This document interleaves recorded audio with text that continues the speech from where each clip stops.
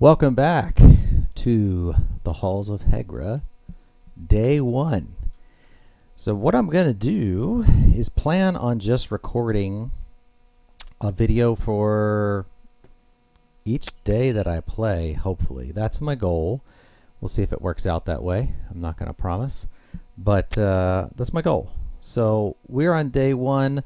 I'll talk through what we're seeing on the board here and give some overview of the game, and then hopefully when I post the video, if I can get them out fast enough, my goal is to keep them kind of short so I can get them processed and out fast enough.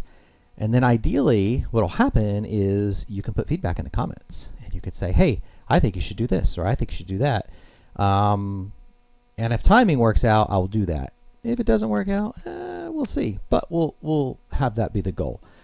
So let me start by talking through what we're looking at, and I'm not going to explain everything in the game, but I'll start kind of from the back side of the board where the game's going to end up and our determining victory factor at the end, and work my way back. So back here in the bottom right hand corner we have a marker that has German retreat, truce, honorable surrender, surrender, and unconditional surrender.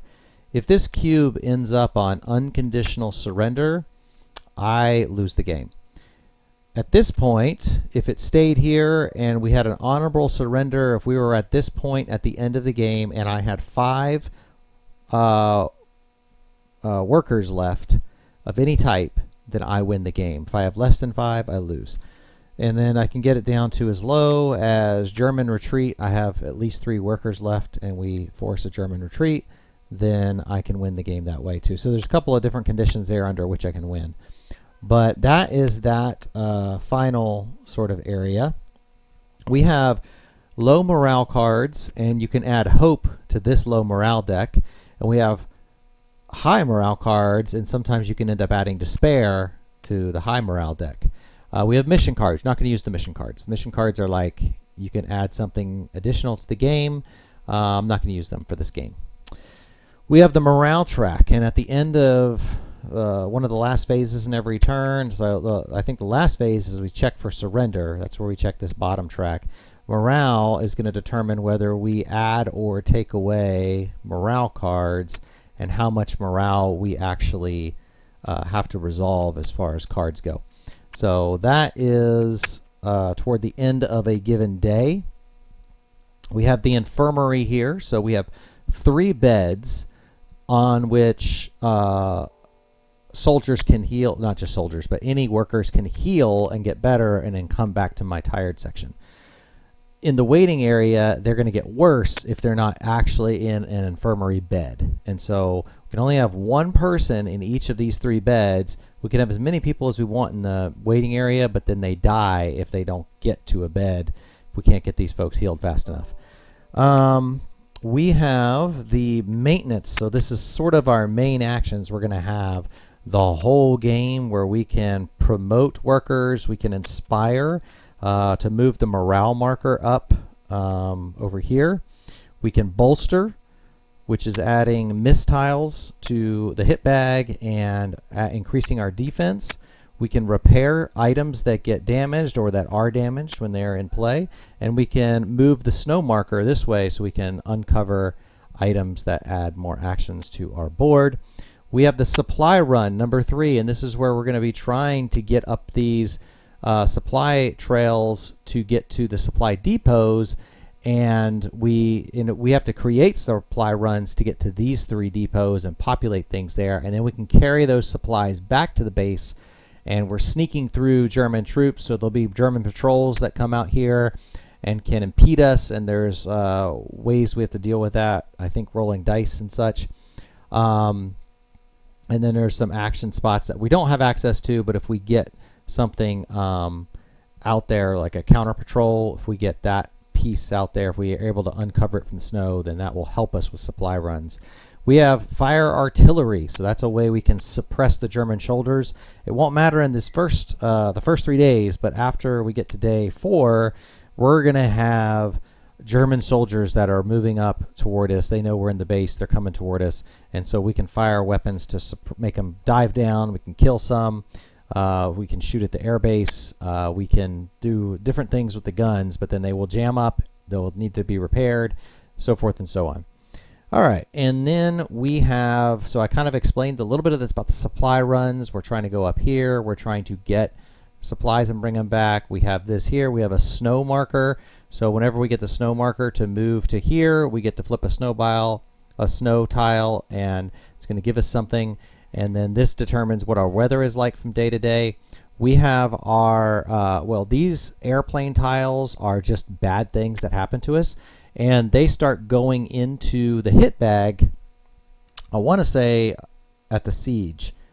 There's 5 days of siege. It might be at the first attack. I'll have to double check on that. And then we have these artillery, which can also be bad for us as far as doing damage and whatnot. And then we have supplies. Right now we have 1 supply. Every time we get a supply run back, we're going to get some supplies. And if we get workers added to our worker base here, then we can, or farmers rather, then we'll get supplies with them. Recruits, that's what they're called, recruits. And then that's kind of an overview. That's most of the stuff on the board. You'll see as it goes along how a lot of this plays out. Our opening board, our mobilization board here, has fear and doubt. Fear is going to determine, once we get to the coup, a number of soldiers or our workers are going to they're fearful, they're going to leave. That's going to depend on where our fear track is. And we have some options here that are only available in the mobilization phase to adjust that. And then we have doubt, which is going to determine how many of these doubt tokens go in the bag, and that impedes our ability to get workers, which we'll see in just a second. So before, what we'll do is just kind of set up. I'm going to run through, on the back of the rule book is a player aid, and I'm just going to run through the pieces up until I would do actual turns. And then I will explain, here are the things I could do, and then I will hopefully get that one posted and have at least a day where if you want to post comments, you want to say, hey, Ash, you should do this, I want you to do that. And I'll just sort of take a poll in addition to whatever I'm already thinking, and I'll take those actions. Sometimes it might be actions I would take, but if people make suggestions, I'll just go with whatever suggestions they suggest. So it could be haphazard and chaos. This is a hard game. I play tested it 2 or 3 times. I never won. I think I got to the last day of the siege and then all my guys died. So it's in my mind, this is at least as hard as Robinson Crusoe. But maybe there's some, if other people are looking at this and watching it, you might see something that's like, oh, there, I can figure out how to beat this game, and maybe there's a way it's broken that no one ever found during playtesting. So we'll see how it goes. And what do I want to do? So the first thing we do in the mobilization phase is we're going to move the weather marker. Actually, I think we draw an event card. So I think this is a mobilization, so we're drawing the top event card. These were shuffled. And so the first that we do the event card from top to bottom. So it says move the weather marker. So it's saying sunshine, so we're going to move it to sunshine, which means our movement is going to be better, which is helpful. We're going to injure 2 defenders. Well, unfortunately, we have to injure them in this order. So we're going to have to injure 2 soldiers. So to do the injury, we take the soldiers and we roll a die. And I rolled a 6. So the first soldier, he can fit in the bed, and he's going to go right at the top. And the second one, we're going to roll a die, and we rolled a 3, and he's going to go in space 3 in bed 2 here. So none of them have to go to the waiting room. That's good. One of our trucks drove off the road and crashed. That's the defender thing. And then we take, in the recruit bag, we're going to put a doubt into the recruit bag. And then we're going to shake that all up. and we're going to draw recruit tokens. So we moved the weather marker, we resolved the event card text, we added doubt discs to the recruit bag. Now we're going to draw from the recruit bag. Any volunteer that's placed in ready is going to get to go to our, is going to give us a what do you call it, a supply. So first draw is a volunteer. Now it doesn't go right to ready, it actually goes to this recruit volunteers, and we could stop there. The most discs we can possibly draw and keep are 4. But we can keep drawing until we draw a doubt token. And there are 2 doubt tokens in this bag. So that makes it tough. But if we draw a doubt token, we get to keep 1 worker, and then we have to put the rest back. So as long as, you know, this is where it gets tough. So what I draw? I drew a soldier. So at this point, if I draw a doubt token, I have to pick one of these 2 and put the others back in the bag. But this gives me a supply, and this gives me a soldier. So the tough part is, do I go ahead and try for 1 more and push my luck? You know, this is the push your luck element of the game. We're going to push our luck. We're going to see if we can get, because this is the best odds we're going to get at this point in the game. Ah, yes. Okay. So at 3, I could draw for a 4th, but if I get a doubt token now, that's a huge loss. So I'm going to put my recruit bag here. These are going to go to the ready, and because I got 2 of these recruits, I'm going to get 2 more supplies. So we're going to do that. We'll use supplies later in the round. So we've drawn from the recruit bag. We gain 1 supply per volunteer placed in ready, and that is it. During the morning phase, we move defenders from rest to ready, but they are already in ready. We spend supplies / morale to move defenders from tired to ready, but we don't have to spend any supplies because we don't need to move any. They're already there. And then we move defenders from tired to rest, but there's none in tired, so we don't have to worry about that. And we move defenders from ready to action spaces. So now is the point in the game where I will ask for your help. We're going to be moving these figures into the various action spaces on the board, and I'll talk about what we have here as an option. So we can open a new supply route. We can put 2 workers in this top action space here, and that would add delivery tokens to a new supply depot. That puts them up here. It's the only time we can do that. Takes 2 workers. We could fire at the Germans, but there are no Germans to fire. Well, actually, we can still fire at the Germans. The problem is we don't have any of these uncovered, and you have to repair these first, and then you can, once you've repaired these, then these go to the hit bag, and you have options for putting defenders in place, which is very helpful. But we're not at that point now.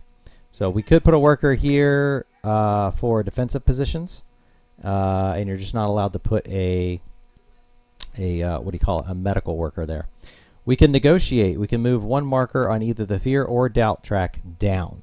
So the officer counts as 2 if we put it here, or otherwise it takes 2 workers. So that's something to bear in mind, is that can help us decrease our fear and doubt. Fear is very good to decrease. It might be a good use of that officer. We could go to fire artillery. As long as it's an officer or soldier, then we can fire artillery. Now we don't have any artillery right now. It needs to be repaired, and that gun would also, this is gun 1, it would need to be repaired. So we could shovel snow.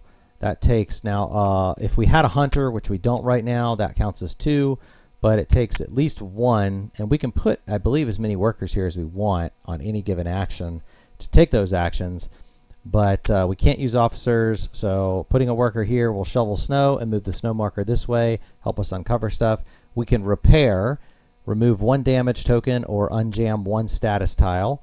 So these are our repair tokens, and that is how we get rid of those. It takes 2 workers. We can't use an officer. Oh, I'm sorry. It takes 2 workers and we can't use an officer. Bolster can add a mistile or increase our defense. Here's our defense marker. It's on 0 right now. So getting that up is not a bad idea. We can't use an officer for that. We can promote. So if we put an officer here and another one of these tiles, we can promote one of these guys to a soldier. You can't promote a you can't use a medical person here. And then we can inspire. We can move the morale marker up 1. An officer counts as 2 for this one, and it takes 2 workers otherwise. So, or we can send out a new supply run. So we can send guys up here to get stuff and bring it back. Those are our options at the beginning of the game without getting any other things dug up out of the snow. So there you have it. I hope that gives you a good feel for what your options are for the first turn of the game. I will think about what I want to do between now and the next video and where we decide to take these actions. And if you have comments or you're like, hey, let's try this, put them in the, throw a comment out there. Let me know, and I will bear that in mind between the time I get this posted and the next time I sit down to do this finish out day 1, which is basically taking the actions and then running through the actions and getting to the end of the day. So the next video after this one will be actually taking suggestions into play and then working through those. But thanks for joining me, Unraveled Game Thoughts, and working through this playthrough of Halls of Hegra. I hope you enjoy it. Until the next video, have a great day.